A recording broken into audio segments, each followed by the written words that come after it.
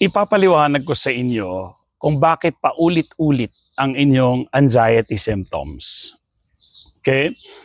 Ito yung linya na what fires, wires. Okay? This is about neuroplasticity. Ito yung nangyayari sa pag-iisip natin, no, at sa katawan natin. So ano ibig sabihin ng what fires, wires? Okay. Halimbawa, every day, no? Every day natatakot ka na mamatay. Every day natatakot ka mamatay. So pag may konting simptomas ka, hala baka mamatay ako. So ano ibig sabihin ng mamatay? Baka stroke, heart attack, himatay. Kasi yung himatay hindi rin klaro sa kanya. Feeling niya pag hinimatay siya, patay na. Okay? So ang daming mga malalabong pag-iisip kasi na kailangan talagang ma-pin down or ma-label or ma-identify. Kasi kung hindi, talagang magulo siya sa utak. So kailangan talaga malaman mo na kaya ka feeling down kasi meron kang trangkaso. So, kapag alam mo may trangkaso ka, tatanggapin mo yon at hahayaan mo yung sarili mong gumaling. It will take days, pero dahil alam mong may trangkaso ka, hindi ka miserable. Well, miserable ka kasi yung feeling mo na you're sick, but hindi ka anxious kasi you know na yung trangkaso lumilipas din at gumagaling. Iba't ibang klase, may mga viral. Yung viral talagang it will take time para mag-heal yung body natin. Kailangan na magpahinga.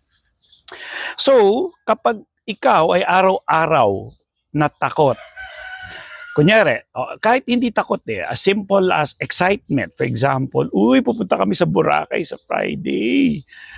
So, pag inisip mo yung pupunta ka sa Boracay sa Friday, may mga chemicals na lumalabas na nagpapasaya sa'yo.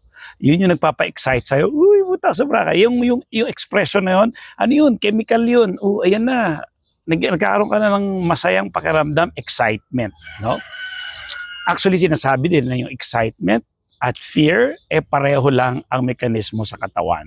Kaso syempre, pag excitement, positive. Halimbawa, birthday party ka, babiyahe ka, yung excitement, yes, yes. Pero pag takot, alala, halos pareho lang yung mekanismo nangyayari sa katawan. So, kapag araw-araw kang takot dahil mababaw dahil nga mali kaalaman mo, kulang ka sa kaalaman, wala kang kaalaman at all at hindi ka nag-iisip, then nasasana yung katawan mo na, ganito yung reaction ka agad, mamatay ako, papanik attack na ako. Ganyan. So, what fires, wires. So kung everyday ganun ka, nagiging strong yung pathway sa brain mo, kaya automatic, instant. Kasi everyday mo na nasanay. Alam niyo ito papakita ko sa inyo ha, para maintindihan nito. Okay, ito yung aming lugar, no? Maglalakad ako ha, dito. Ito yung aming pathway, papasok ng bahay. Nakikita niyo yung daanan ng, yan, yung pinagdaanan ng gulong ng kotse. Kita ninyo, wala na siyang damo. Yung left and right, ito, saan ba yan? Ito, tsaka ito, wala nang damo. Kasi, araw-araw, dyan ako dumadaan, papasok dito sa aming bahay, no? Okay? So, mabalik muna tayo doon. Dito na nga lumayo. Ayan. So, nakikita ninyo?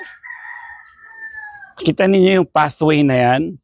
It is because araw-araw may dumadaan dyan, kaya gumuhit na siya ng linya. Gumuhit na siya ng linya, oh. Araw-araw. So yung mga sasakyan, madali nang dumaan kasi meron na siyang path. So ganun din tayo. Pag everyday ka nag-iisip ng takot, dahil sa hindi mo naintindihan nga yung anxiety, then magiging ganyan yung brain, ang dali ng daanan. So ang bilis ng nervyusin yung tao. So ang kailangan yan, para mabago, no, yung automatic response mo sa fear, kailangan ganito ang gagawin. Talagang may ano ko, no? May analogy. O, sige. O, di eto, no? Okay. So ngayon, ang gagawin dito, kailangan natin lumiko. Okay? Meron kaming path dito. Ito. O, ayan, tingnan niyo yung, ito yung kalsada, di ba, bale? O, ayan yung path. Ngayon, meron kaming ginawang shortcut dito. Ito, puro damo yung gilid. Ngayon, dahil itong path na to, ayun o, may basura pa. Ayan o, may mga damo pa. Pero, may mga bata naglalaro dyan. So, dinadaanan din nila yan. Pakonti-konti, lilinaw din yan para magiging kalsada rin siyang gaya nito. Pero ngayon, tinan nyo, hindi pa siya ganun kalinaw. Okay? Pero meron na rin namang linya-linya, pero ang kita niya may damo-damo pa rin. Pero kapag araw-araw yan dinaanan, no? At binago yung pag-iisip, maayos na rin. Okay, mabalik tayo dito. Okay?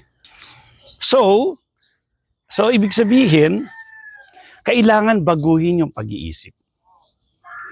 At kailangan yung bagong pag-iisip na yon may repetition para maging ganyan din yung inyong brain. So, kailangan, kung automatic kayo sa takot, kailangan babaguhin yon para yun yung magiging automatic na wala na yung takot ninyo.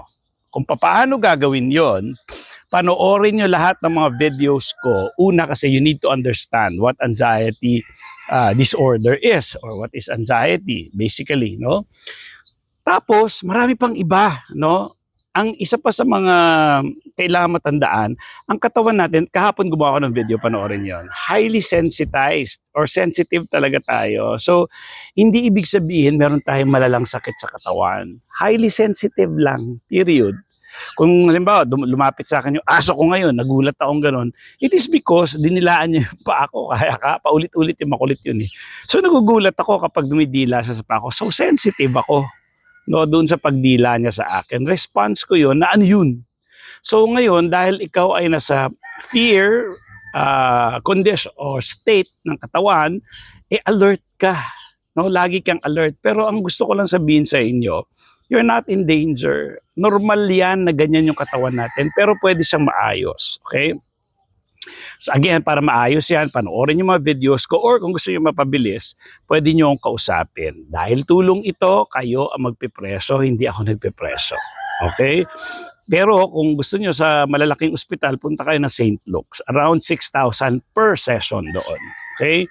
Yun. No? Ako po ay graduate naman ng psychology at ako ay may cognitive behavioral therapy certificate from CBT Australia. Nag-aral ako ng CBT or cognitive behavioral therapy. Maririnig nyo yan, no? Kahit sa mga artista ngayon, nung na-interview si Tuesday na rinig ko, sabi niya, hanap kayo ng may cognitive behavioral therapy. Ako na nga yun. Konti lang kami sa Pilipinas, meron talagang certificate. So nag-aral pa talaga ako sa Australia. Ngayon, kayo nga magsasabi sa akin kung magkano kaya ninyo, at kapag fair sa akin, sa oras ko, sa galing ko, sa tagal na experience ko ng anxiety at mismo may certificate ako, pagbibigyan kita. No? Ngayon, as we speak, ngayon ay Saturday ng Holy Week. No? Hindi ko alam kung 4 ba ngayon. Ito nakalagay sa relo ko 4, baka hindi ko pa na-adjust 4 ba ngayon. Anyways, baka 4 nga ngayon. So ang mangyayari, I think ang open ko is April 21 onwards. Pero meron pa ako yung sa mga umaga, ilang araw lang na available ako sa umaga. At kailangan diagnose ng doctor. Kung hindi man kayo diagnose, tuturuan ko kayo kung anong gagawin. Ayun lang. So share the video. Bye. Thank you.